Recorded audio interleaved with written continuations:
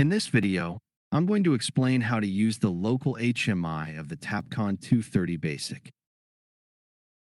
Here we have the device, and we can see that it includes LED indicators, a display screen, and buttons on both sides.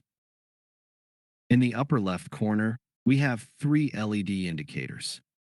The first indicates whether the unit is powered.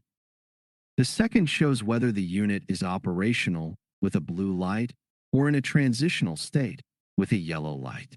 An example of this would be during a firmware update. The third indicates if there are active alarms, with the color depending on the severity of the alarm.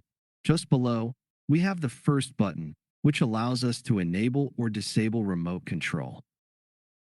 The second button enables automatic control of the unit. Further down, there's another button that activates manual control,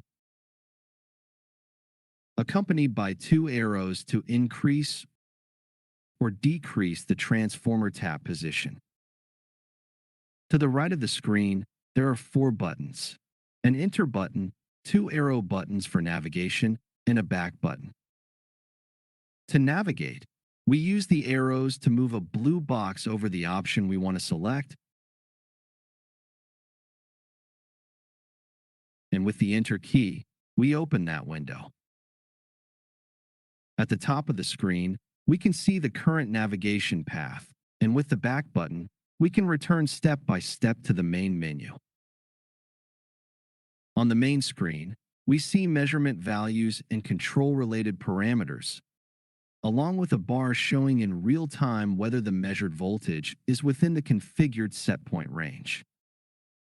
It's important to note that the local interface is very similar to the web HMI, but limited by screen size, so it usually displays less information. Additionally, some configurations are only available through the web HMI or the manufacturer's software. Back to the local HMI, at the top of the screen, we have three quick access windows or shortcuts. The first leads to measured values. The second to voltage control parameters. And the third to the communication settings. On the right side of the screen, we see four vertical icons. The first one at the top is the home button, but on the local HMI, it has no function as it's only accessible from the main menu. The second is a warning triangle, which opens the active alarms log, showing codes and statuses.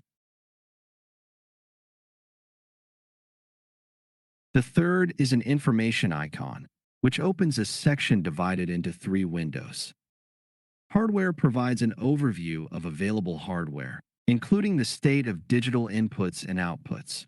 Software displays device information, such as the model, serial number, and firmware version. Measured values gives a more detailed view of the system's electrical magnitudes and corresponds to the shortcut we mentioned earlier.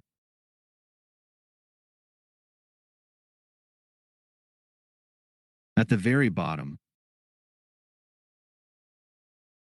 there's a wrench icon, which opens the parameter settings menu, where you can modify configuration values and directly access shortcuts for control and communication parameters.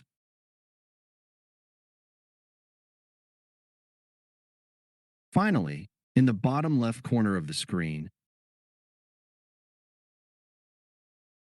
there's a small toolbar that allows you to reboot the device, change the user, or switch the interface language. These are, in summary, the main functions and configuration options available in the local HMI of the TAPCON 230 Basic.